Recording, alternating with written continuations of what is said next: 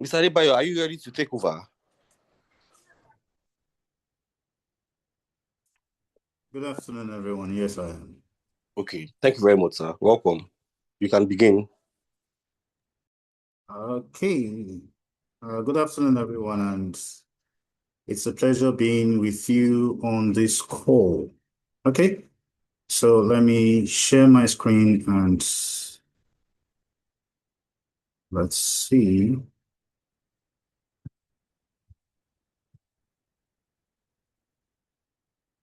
Okay. Can you kindly confirm it is visible from your hand?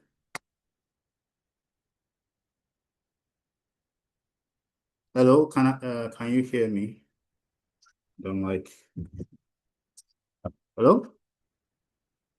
Oh, yes, we can hear you. We can see your screen. All right, thank you very much. All right. We are very, I don't like the fact that in Nigeria here, we always have to do, can you hear me? Can you see my screen? However, that's the reality of what we have. Welcome once again to the project management class. Sorry, I'm trying to hide all the obstructions on my screen. What?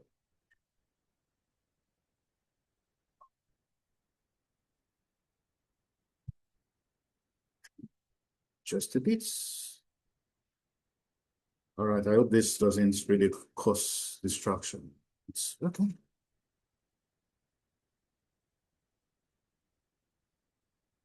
All right, thank you. Welcome once again to the project management class. Today we will be discussing the project management principles and then project initiation. So those are the two areas we want to look into. And hopefully at the end of this session, this 1 hour session, we should be able to at least have an understanding around what the principles are. We have an understanding around the mindset, the project's dimensions to the project management mindset. We are able to speak to the 6 project management principles and their application, and then apply project management best practice to real scenarios. Then also look at sustainability. It is something, it's a key area that is being discussed presently, and it is important that we also understand how projects need to help achieve sustainability within the organization and its impact around the world generally. So the goal here is that we have an understanding, we're able to apply it, understand, and deliver. So for the project manager's mindset, it's not just about the project management's mindset, but the project manager's mindset. A project manager is actually expected to have these three key areas or factors always in mind. The project manager should be proactive regarding the projects, getting to foresee and prepare ahead of time. And going down during our conversation would actually be seeing how this actually applies, because even the principles themselves are around the behavior of the expected behavior of the project manager. And I believe being on this class or being in this class will want to sharpen and broaden knowledge and skills around being project managers. Then it also focuses on ownership. As the project manager, there's an importance around accountability. Not accountability for the project, accountability for your team, accountability for the various responsibilities, the various roles that need to be managed during that project. So it is important that one is able to see ahead of time what is needed and where to address and how to address them, and then take ownership. And sometimes ownership here is not limited to the project manager alone, but the project team. Sometimes the project team involves the leads, the project leads, and then the resources who are also working with them on that project. Then the third part, I remember for last week, there was a lot spoken about value. The third part in this mindset is actually understanding that whatever we are engaged in as project managers, we should see beyond the deliverables and work more towards the value that is meant to be achieved by the objectives of that project. So it is not sufficient enough to fulfill the obligations of the project, but we should be able to help our organizations, our clients, our customers achieve value, the desired value that they set out to achieve when they were engaging on that project. And I actually brought in different perspectives of people because you could be project managers within an organization. We could be project managers for some for organizations, or for those in private business, events management is project managing. So you could be helping clients or your customers achieve their desired goals and objectives. The essence here is maximizing, helping them maximize the value they are able to get from the projects that they have embarked on. So when it comes to the principles and the performance domains, okay, so we have principles which are the behavior around the behavior of project managers, while we also have the performance domain, which are more like the tools that are used to guide the projects along the way.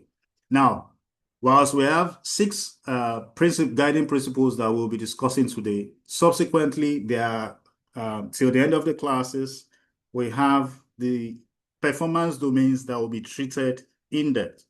So I would, in this during this session, I would not be speaking so much. I will not be speaking much around the performance domains. Rather, the focus is around the principles themselves. So for here, the principles, we have 6 of them, as I've mentioned. Adopt a holistic view, focus on value, embed quality into processes and deliverables, be an accountable leader, integrate sustainability within all areas, and build an empowered culture. If we look at these 6 principles, and then the ones we just spoke about, being proactive, ownership, and value-driven, we can almost begin to see ties between what's the behavior is the behavior being offshoots of the mindset for the project manager. So let's begin to go into the principles. Principle 1 says adopt a holistic view. Now, to have a clear understanding around this, it is important that we don't, when a project comes our way, or when we are engaging in a project, be it as work or at home, we should be able to look at it holistically. Not just the need in itself. What is it that we want to achieve? Why do we want to actually work on this? At the end of the day, how is this helping us not solve just the immediate problem, but then beyond that, what other benefits are there? Because it's possible that we have a project, it goes along the way, and in between the line, because there wasn't really the holistic view into what it may take to actually fulfill that project. You know, the Bible says that no one will actually, a wise man will not actually go about building a house without checking first if he has enough cost to cover that building, or else it will be abandoned. That's actually paraphrased. But the idea here is that before we set out, we need to be able to look at it holistically from different perspectives. And some of these perspectives here are the strategic alignment. How does this align with the goals of the organization? Now, using an organization, how does it align with the objectives for the organization? Is it going to help improve their mission and their vision, or it is just one of those things that is in trend or is in vogue, and we just want to carry it out? What benefits will this really bring to us? Will it help us upscale, or will it help us automate our processes, or that establishment looking at, okay, we want to open a new branch. The locality in which we want to actually open it, is it really the best location for us before we begin to put in resources? Then if we look at system thinking, we also need to understand the various parts that would be needed to actually fulfill the obligations of that project, both internally and externally. Externally being, are there government regulations? What permits are needed for us to even be able to complete this? Because you don't want to begin and then realize that there are actually some areas that you should have gotten permit for. They may not seem so urgent or loud in themselves, but they could actually hinder the progress of that project, which possibly would incur other, should I say, costs. I don't just, not just about cost now, not just about finances, but you would also look at it around the scope of what you need to do. So it is important that the various aspects that are needed are actually factored in. In terms of sustainability lens, it is important that we look at the impact of that project. In carrying out that project, what are the materials or what are the needed resources? Where would they be sourced from? How does this impact the planet? How do they impact our environment? How do they impact the people within and those who would be serving or who will be affected by that project? Then it is also important, Kingsley just mentioned something around stakeholders. It is important to actually identify all stakeholders relevant to that project, whether they have sufficient, whether they have a voice that will impact that project now, or they would or they may have a voice around its adoption or sustenance. Because if, for example, a tool is to be deployed within an organization, and the people to use the tool are not consulted or are not identified, then there may be a challenge along the way. When the tool is developed, the people refuse to use it. So it remains that the organization has actually spent a lot of money to achieve this or to deploy the tool, and then the people choose to continue their manual mode of operation because the weren't brought in, or maybe they saw it as the idea of one person rather than it being their idea, their involvement, Also, it may be the case that because they were not also brought in, some aspects, some details around how this would really apply to them were not factored in. I know on if we're looking at the real estate projects, Omonile are not part of the permits or the regulations and every other thing. But seriously, they are key stakeholders when it comes to land acquisition or putting up your structures. So they need to be factored in. And that way too, in whichever project we are actually carrying out, it is important that we identify all possible stakeholders. We also categorize them. And then what kind of impact would they have on that project? When it comes to risk visibility, it is important that we, at the beginning of the project, also identify all possible things that can go wrong. Also identify possible opportunities that may come our way or that we can latch on in the process of that project. And then, having identified them, how do we manage them? What choices would be made in addressing these risks, in treating the risks?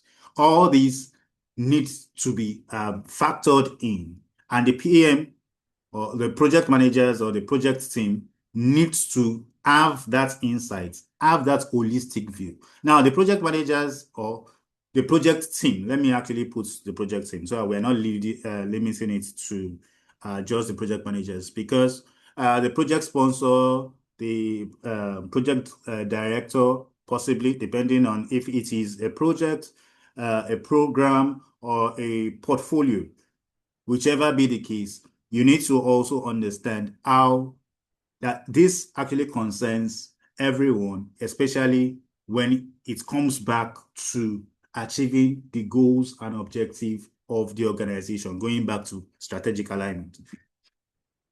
Now, focus on value is the second principle. And like I said earlier, value is helping the organization or helping the customer achieve their desired benefits. It goes beyond the outcome, the deliverables of that project. That is the outputs. In project management, we will talk about the inputs, the tools and techniques, and then the outputs. Yes, I need to get this done. I need resources from this period. I've actually worked on the resources and then converted them into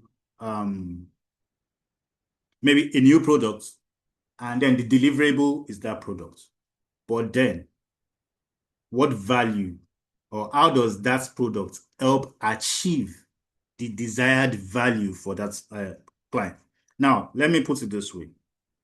Raw materials are actually gotten. Let's say rubber is gotten, and then it is converted into making of shoes or leather. A shoe is built, the materials are sourced, the shoe is built, and the end product happens to be the footwear from any of the brands. And at the end of the day, the desire, there is actually an objective. And I would also want to believe that the production of a shoe is not just the goal of that project. Oftentimes, at the beginning of the project, the clients, especially now, let's say we are consulting or we are outside the organization, or even if within the organization, management is speaking to the objectives of why they are going into that project.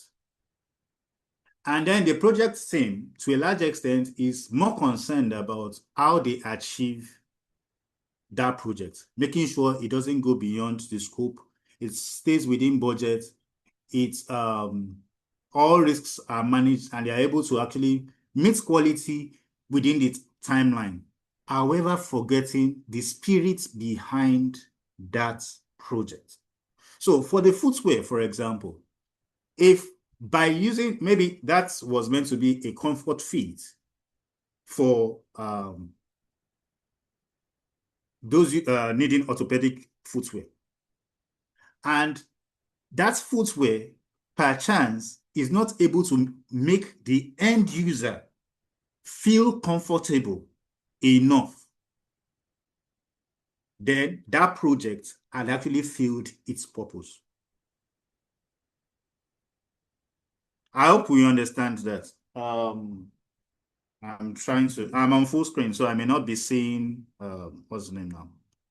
Reactions. So I will may need voice feedback. Do you understand what I mean by value there, or how value plays out there?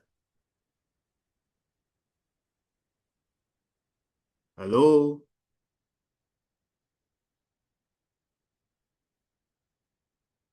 Hello? Are you with me, or am I alone?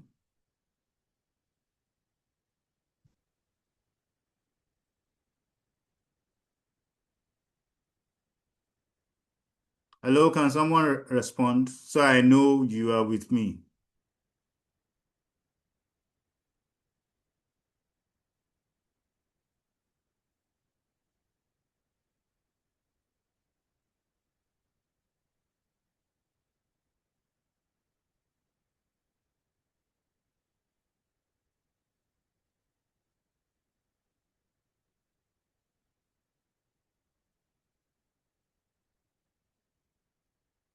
Uh-oh. I muted.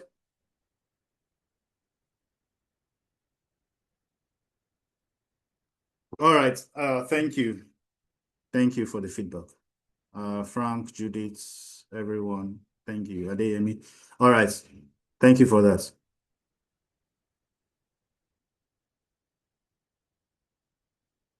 So, value is equal to outcome. And like we've just described, it is beyond just the output in itself. In short, the value is actually the ultimate success factor.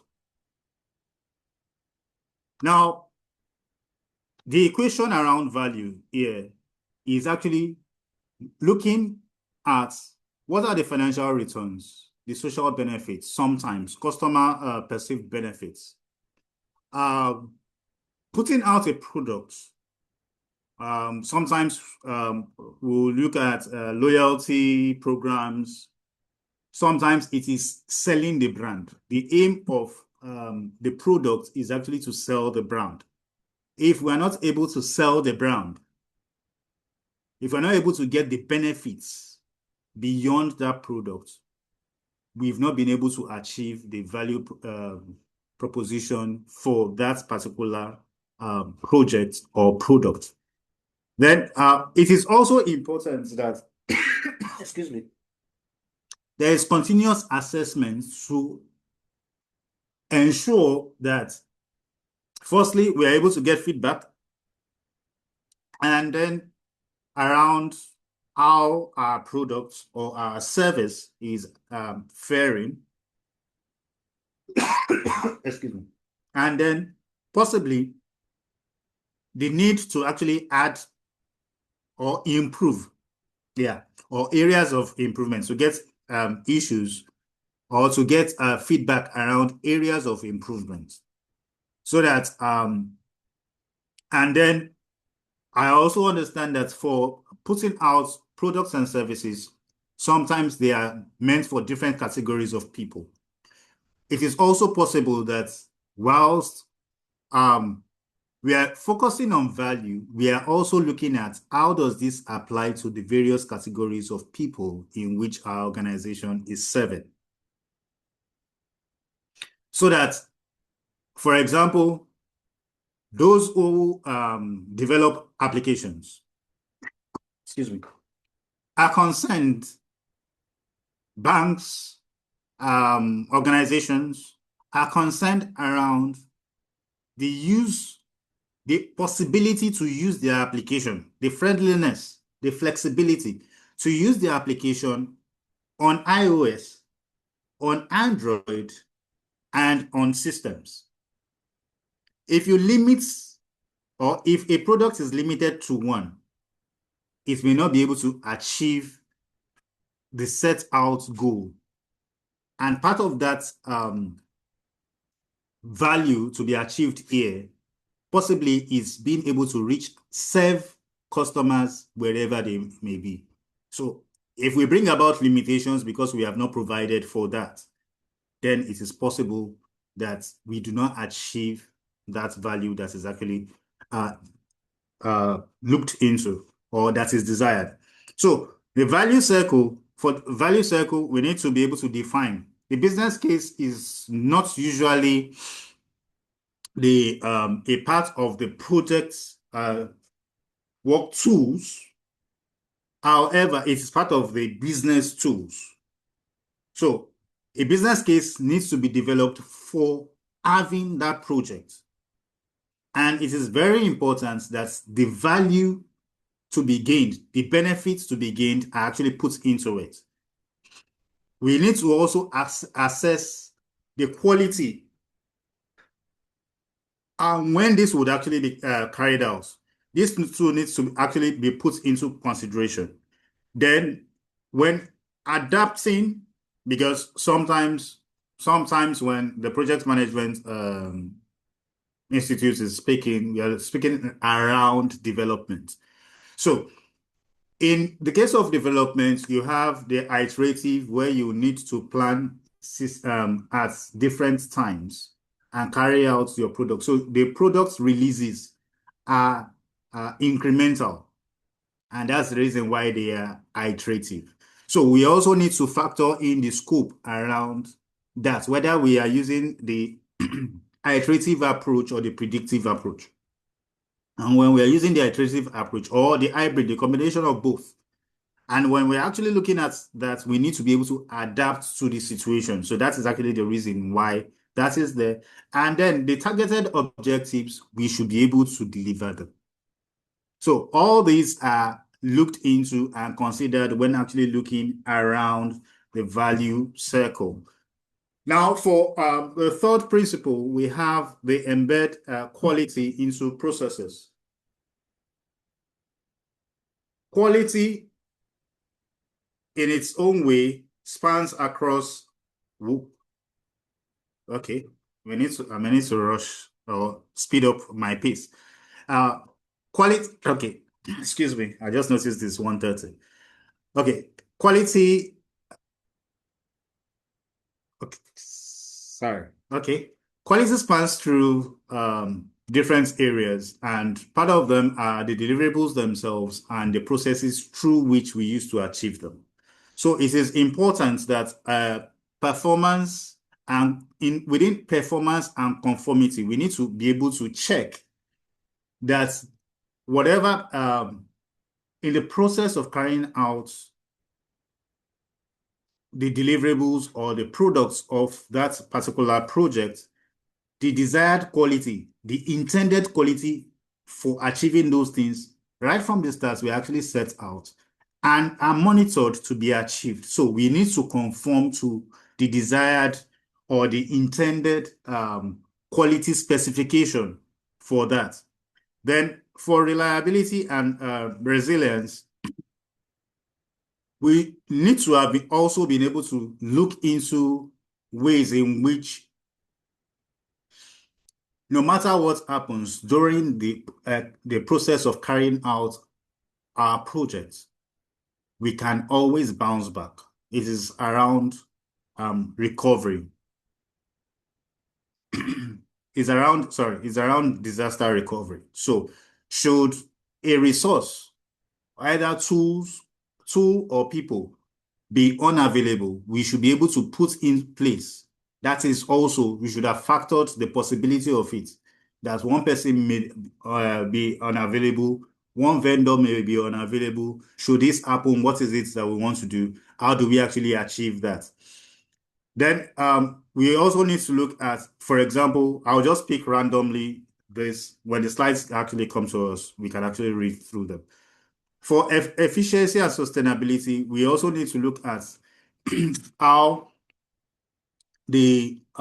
our products, for example, the materials that we'll be using to carry out our projects, or the process in which we'll be carrying out our projects, or the impact in which our project is going to bring when they are concluded, what the impact it will have on the environment. For example, if it is development and, okay, government is building roads, or we are into construction of something, and then we need to bring down trees around the area. How do we ensure that the ecosystem is protected? If we're actually using non-degradable materials, what are the alternatives that can actually be used so that the future can be secured? How do we dispose the materials that we actually use in the process of carrying out our project? These are some of the things being spoken about within this area. And the quality, when it comes to embedding quality into these processes, it is important that how these are managed are within the quality specifications to ensure that they do not impact wrongly on our projects and on the people themselves.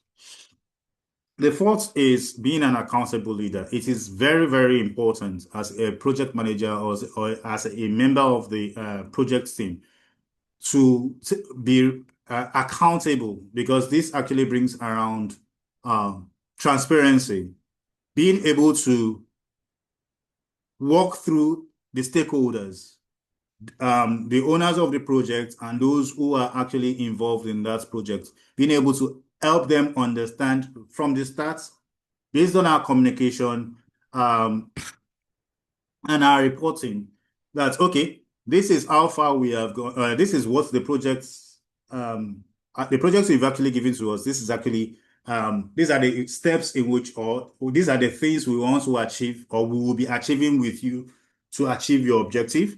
Then, as this, you go by their reports and feedback to actually carry them along, for them to actually have that confidence in the fact that, oh, yes, what we have been able to, or what we desire, we are getting that. And should there be challenges along the way, these two are actually stated out to them clearly.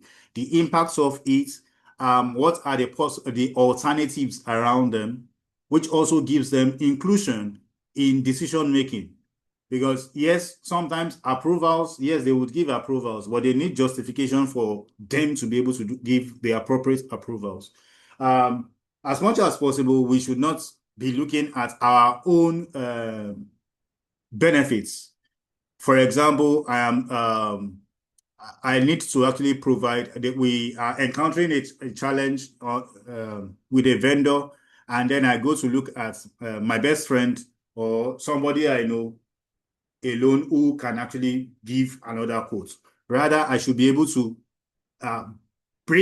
open up the offer for multiple people to actually come in and give fairness to the process, so that at the end of the day, whatever comes our way, we are able to get the best out of it. Let's remember, the end product of everything is around achieving value. And one of the things that we need to understand in even being accountable is ensuring that whatever it is we actually get or we are involved in on the projects, we have to achieve value through them. So integrity and honesty is important. Self-awareness around the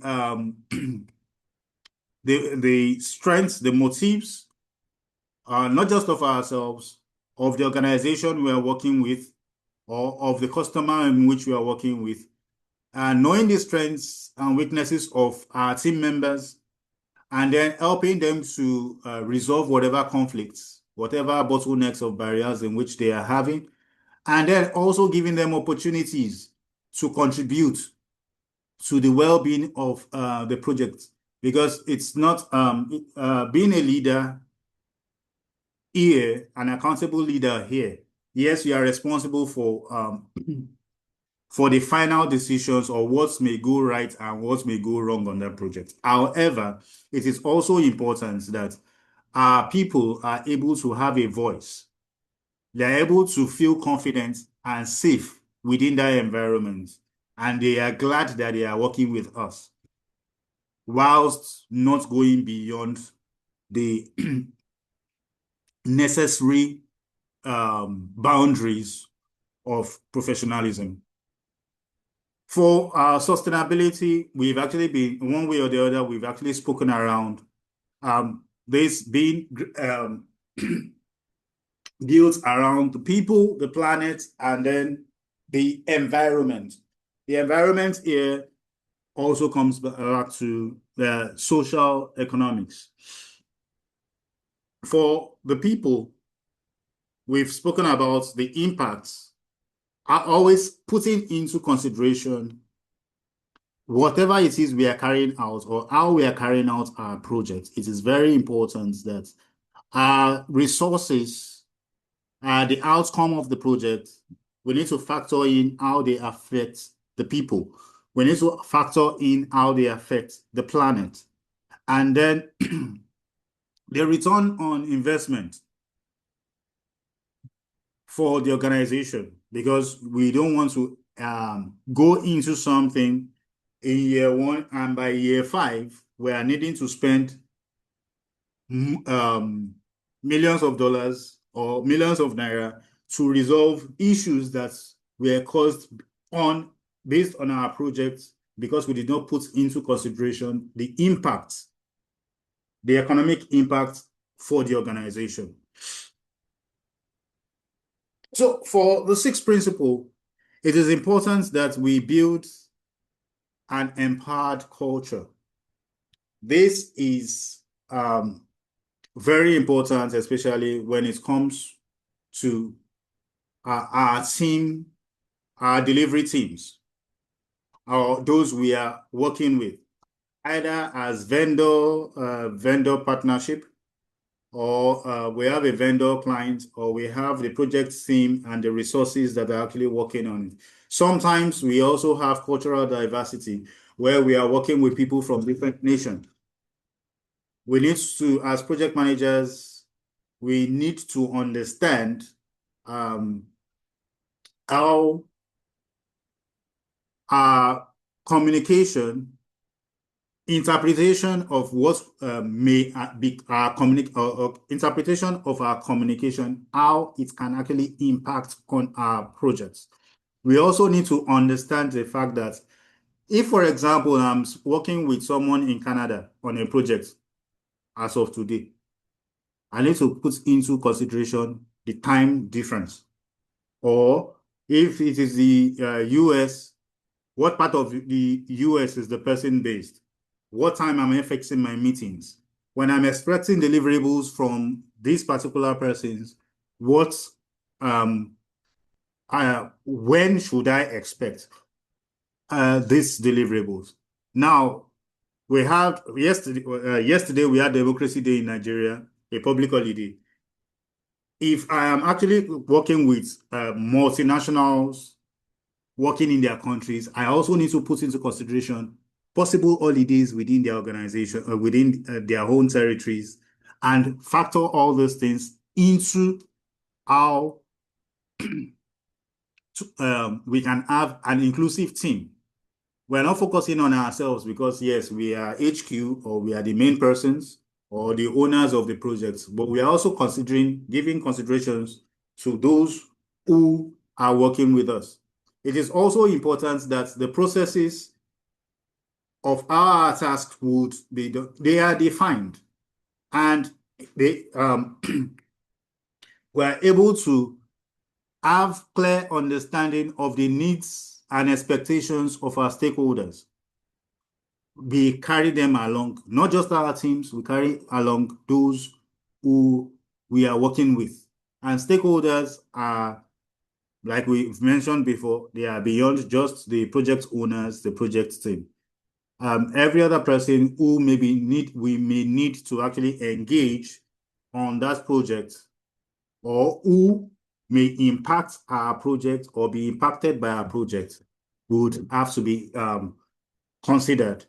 For interpersonal skills, we can always work on, if not build, around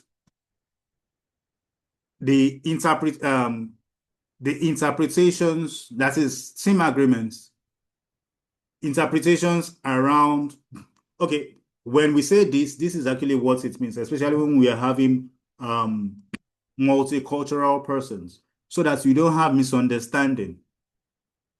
And then when I say yes, what does yes mean?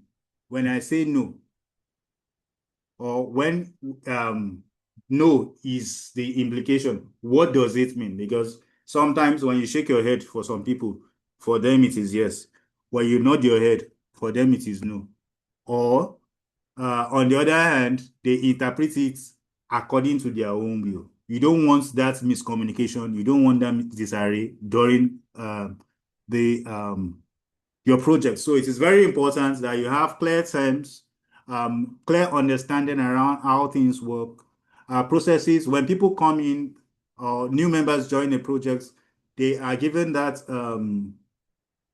project onboarding. Okay, this is what the project is around. This is actually where we are going. For you, as a new member of this team, these are the people you'll be working with. These are the tools in which you'll be working. You'll be working with. If you need anything within this area, meet Alex. If you if you need this, meet this. You'll be giving them that welcome and that inclusiveness right from day one, so that whatever it is, you have less conflicts or misunderstandings within your organization. So for a quick summary of the processes and how and possible real world scenarios, and the what's the name now? The performance areas in which they actually fall, the domains, we can actually see them here on this page. In less than 15 minutes, let's go to, sorry, I'm being mindful of time. All right, we have section 2. Okay, sustainability pyramid. This actually speaks to the 3 areas which we mentioned earlier. And it is also important that we understand that there are some things that are some areas that are agreeable, and there are some areas that are not, we don't agree with when it comes to the sustainability pyramid. So when coming from the lowest, we may say if something actually offsets or brings about negative impact, we try that would cause us to compensate. We always try to avoid, or we compensate for them, and that we want to avoid. Where we need to spend money for compensations, we want to avoid.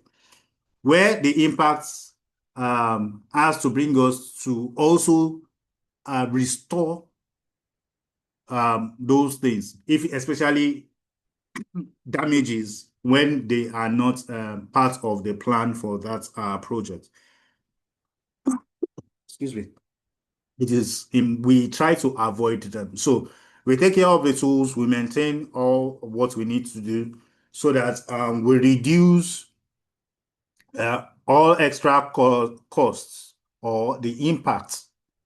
So, like I mentioned, around roads, where there is a need to replant or reposition things, we need to get those done. But as much as possible, we need to actually see how these are reduced when it comes to sustainability. Now, for areas where the negative outcome, because these are around negative outcomes, the negative outcomes are unavoidable. We try to minimize. And then where we can actually avoid them entirely, we make sure we avoid them. So it is very important that from the very start, having a holistic view helps us look into various areas to also understand those which things will be coming in, what are the impacts, how do we navigate around them, what are the best options for us. We actually need to put that in mind when it comes to, or when we are carrying out projects as project managers. So for the first section of this session, the key takeaways are important. The mindsets for the PM are very important. The three of them. We need to be productive. Ownership is very important, and all our work should be value-driven. We need to see the whole. The outcomes are more important than just the outputs. And then quality must be built into everything that we do. In terms of leadership, we need to lead with accountability. Sustainability is mandatory and should be put into consideration for all we do. We need to also put into consideration inclusion when it comes to culture for execution purposes. And then initiation is investment. For initiation, we are actually going, that's project initiation. We are actually going into that section now. Apps. Okay, so I may need to take a bit of your time beyond this, but I'll try to keep it minimal. So for project initiation, we are concerned about the key areas around starting a project. Project initiation is around authorizing from the start, or from conception to the start of the kickoff meeting for a project. There are actually some things that needs to be put into consideration. And then if we do not plan or put these areas into consideration very well, we would have poor initiation, which would bring about major areas of problems within the organization. And usually, organizations often commit resources, very high resources from as at the time of initiation and planning. So it is very important that we actually look into this, see that we carry them out well. So the process for this is around identifying needs. Okay. You need to identify needs. Why do we need this project? Why is it important?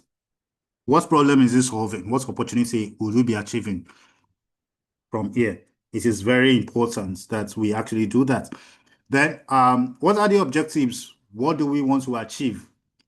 Having identified the problem or the opportunity. Then there's a justification for that particular project to be carried out, or for us to embark on that particular ideology or idea for it to become a project. It is necessary that we justify the investments that needs to be put in place. Then we need to move into identifying stakeholders, just like we mentioned before, and then define the scope. What are the things that are within? Okay, what do we want to achieve? What should be inclusive and what should be excluded?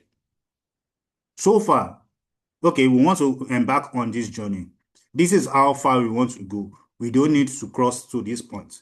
We want it to have this feature with this feature. Does it have to have this feature? Not at the moment. We'll consider it later. These things needs to be defined right at the beginning. Then we can then develop the project charter. The project charter is that document that helps or that authorizes, that formalizes the commencement of that project. That is the document that enables a project manager to begin to plan and work on resources to carry out that particular project. So They within the project charter, we need these are areas that needs to be considered. The project purpose and justification. It is very important. So that's in that document. These are the areas that will be addressed. Then high-level scope boundaries, just as we mentioned, key milestones, timelines. We want to achieve this within 12 weeks or 3 months or 6 months. However, these are the things we want to, these are the various areas that we want to achieve or the milestones within it. For the commitments, budgets, this has actually been factored into this amount. This is how much we want to spend. These are the people that will be we consider as the stakeholders. The stakeholders, both internal and external. Then risks and assumptions to our captured. How do we define a successful completion of the project? We need to actually have that defined right from the start. Then who would be the project manager and the what authority, or not necessarily the project manager. It may be the project sponsor. That is actually coming in here. So the question is, who will be responsible for this particular project and what authority does this person have? And then what are the limitations to the person's authority? For example, this person has the ability to actually manage this project. But when it gets to this certain amount where changes need to be made, or we need expenditures at 50 million, it needs to escalate. It needs to reach out to higher bodies for approval. So that's exactly what the authority level speaks to. Then it is then signed off by the project sponsor. So there is a possibility of you having the project manager identified and the authority level given, while it is signed off by the project sponsor. Sometimes even the project charter is drawn up by the project team. That's the project manager's team, the project management office. It can actually be done at that point and then given back to management for approvals. Now, for stakeholder analysis, there are 4 categories that we usually look into. And these are around, or there are 2 areas, their interest and their power. Now, these are broken down into 4 areas. Those with high power, low interest. Those with high power and high interest. Those with low interest and high power, and those with low interest and low power. So there is, as we can see, how they would be managed. We need to manage some very closely. We need to keep some satisfied. We need to keep others informed and then monitor. The reason why we need to identify this or have this matrix is because along the line, during the process of the project, there's a possibility for shifts. For some people who had, for example, low power, high interest, move to a position of, let's say, high power, high interest. Or someone from low power, low interest comes to high power, however, still has low interest. We need to actually keep that in mind and ensure that we treat them accordingly, we manage them accordingly. For the scope, it is important that we have this defined accordingly. They have to be specific, measurable, achievable, relevant, and time-bound. So this is meant to actually help us guide how the scope will go. Like I said, what is included, what is excluded, what constraints, dependencies, and the likes. For the business case, we also mentioned, okay, yes, I've actually mentioned the problem opportunity that was meant, that's bringing about that project proposal, and then this proposed resolutions That's why I said this is not the project document, it is actually a business document. And then what are the benefits and values to be achieved if we go on with this? What is the cost and what resources will actually be put into it? This needs to also be factored in. Then risks and alternatives. These are the possible risks. What are the alternatives? How do we intend to manage those things? Then how does this align with the organization's goals and objectives? It is very important because that is actually what will either give a path, a go or no go approval when it comes to management or approval of that project. For risk identification, just as we had for the stakeholders matrix, we also have a matrix for risk identification. The probability, we need to look at the probability, and we also need to look at the impact it will have. Should this happen? Okay, what could actually go wrong? Should it happen, what would the impact be? That is actually what this is about. And then how we go about them, what we need to monitor, what we need to watch, what we need to prioritize, what will be critical. All these are very important for us to achieve. That for us to actually carry out the entire project initiation process, we have the project charter, which we've mentioned. That is actually influenced by the business case. We have the stakeholder register. We've identified the stakeholders. We list them here. We analyze them and actually prioritize them in the risk register. For the business case, that's justification document that helps build the project charter. Also, that is important. Whilst we have the assumption logs, the assumption log and the risk register, they go side by side. Whilst one speaks to what we think may happen, the risk register has actually identified certain risks.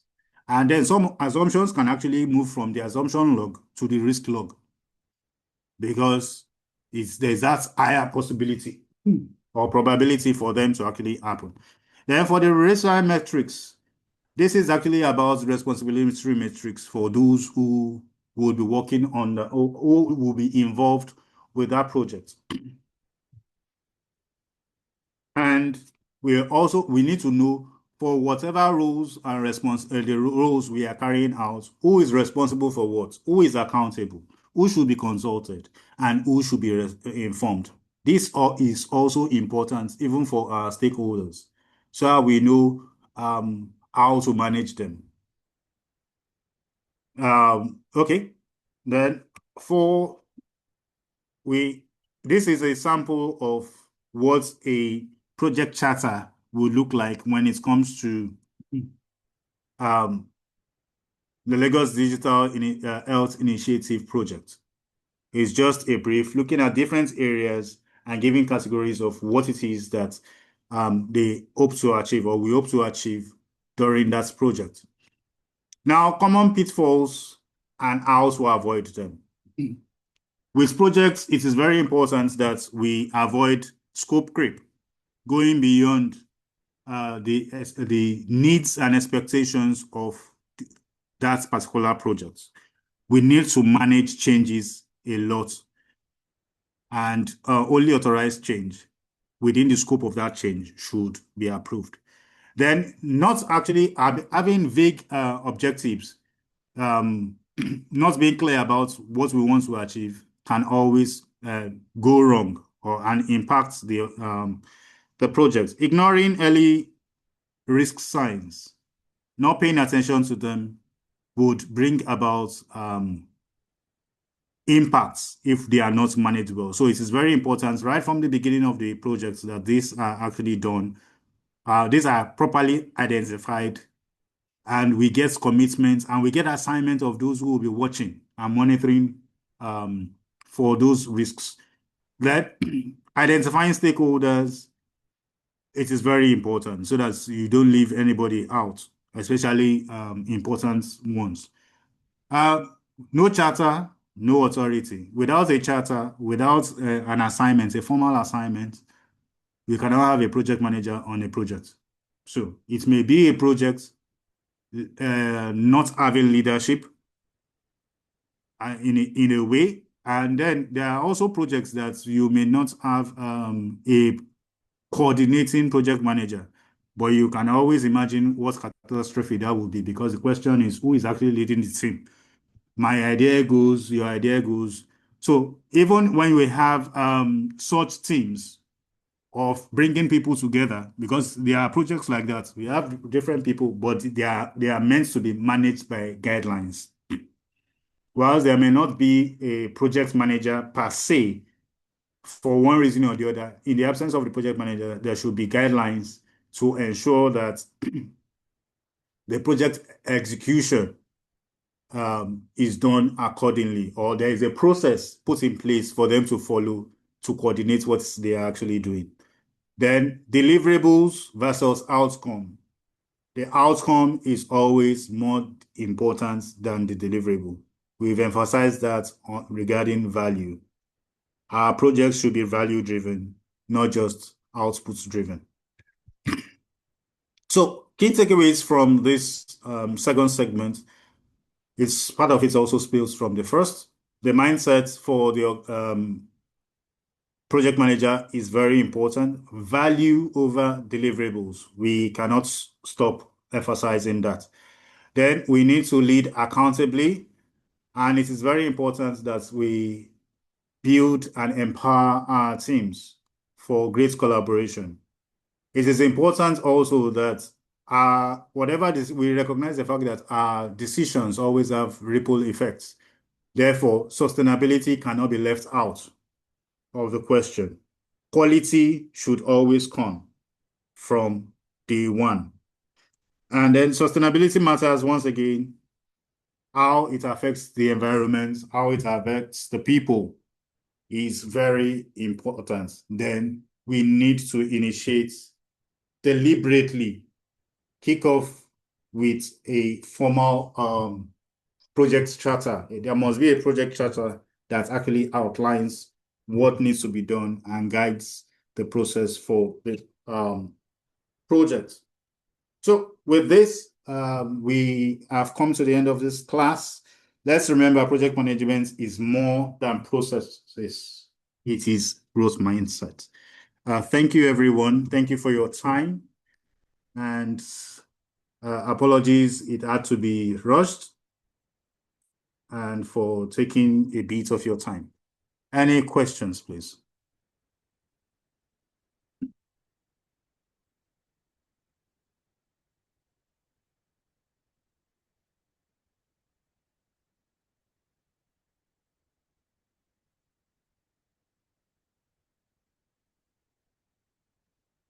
Okay, let me see. Okay. Thank you, Mr. Adebayo. Thank you, ma'am. Thank you. I don't think we have questions here. You don't want to have questions. So, yes, I understand it's Saturday. You don't want to have questions after 2. No, not really that. I saw some Okay. comment on the group that is really okay. The class has been exciting. So I believe they are enjoying you, yes. Okay, sorry, I had to speed up. I don't want to also keep you too much. Okay. That's fine. This is Okay, I think we have some comment in the chat room. Yes. This is in alignment with the PM book 8th edition. Okay. Okay, I think we don't have any question. Please, let's put a round of applause. Thank you. Please keep your appreciation coming. Thank you so much, Mr. Adebayo. Just want to say thank you to you. Yes. I want to say thank you to all of our trainers, from the very first person, Mrs. Chioma, Mr. Bolaji, Mr. Kingsley, and now Mr. Adebayo. Thank you so much for your excellent delivery. All right, everyone. Thank you all for sticking by from 9:30 up until now. Thank you for your consistency. Just a few announcements before we call it a day. Please, if you are here to fill in the attendance, like people have been asking if attendance is just one. Is one for each of our classes. So once if you are filled in the morning, you don't need to fill again in the afternoon. I hope that is clarified. And for the purpose of those who have not yet signed the attendance, I'm going to be sending that again to the chat room. Please go ahead and fill it up. And then the slides for this today's class is going to be sent across to you all in the chat room. And if you are here to join the WhatsApp group, please you can chat us on the WhatsApp number so that we can add you to the group. We are still opening, the registration is still ongoing, so you can still send the link to your friends and your loved ones. The slides, like I said, will be sent to the WhatsApp group. It's going to be sent to the WhatsApp group. So, like I said, the registration is ongoing. Feel free to send it to your friends and loved ones. And then if you are on the call, I believe that you can see that you will definitely get value for your time. So if you are yet to make the payment of 10,000 naira for your registration, please go ahead and do so. And then send the proof of payment to the designated email. All right. Please follow us on all of our social media handles, Facebook, Instagram, Twitter. Subscribe to our YouTube channel. We need your engagement. All right. Thank you so much. If there is any other announcement, it is going to be sent to you all on the WhatsApp group. From here, I would say do have a very, very beautiful weekend, and we will see you in our next class. Bye for now.